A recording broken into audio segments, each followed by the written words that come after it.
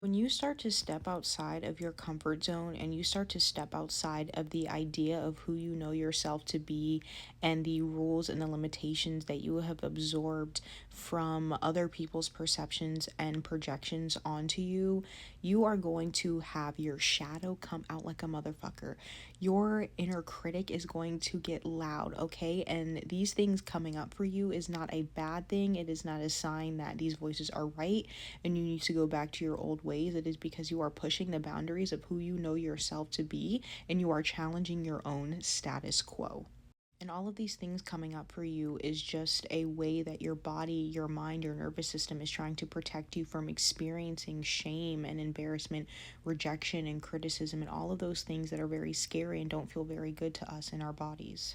And as a result of feeling this way or having these things come up to the surface, we shrink ourselves down and we collapse and we constrict ourselves when we truly want to expand, but expanding feels scary and doesn't feel safe. This is why it's so important to do nervous system regulation and things like EFT tapping, which will help you reprogram your beliefs and help you process these wounds and this deep-seated pain in your body and in your psyche. And it is important that we push past this fear, but you don't push past the fear by ignoring it. You face it and acknowledge it and validate that fear, because that fear response, the emotions that are coming up, though, that inner critic that is getting louder when you do something that you feel like is embarrassing or not good enough or not worthy, is just a sign that, like I said, you are pushing the boundaries of who you know yourself to be and who you have allowed yourself to be up until this point.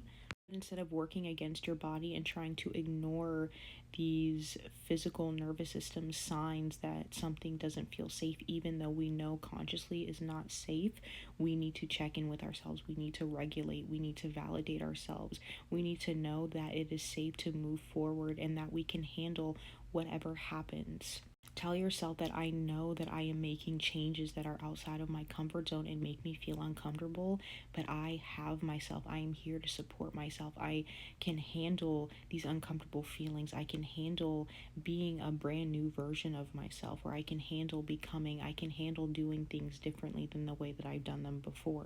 It is so important that we hold ourselves and our inner child's hand in the process of doing things differently, because you don't have to listen to that inner critic. You don't have to listen to all of those feelings and those wounds that you feel like are pulling you back down to the dark room that you feel like you can't even escape from.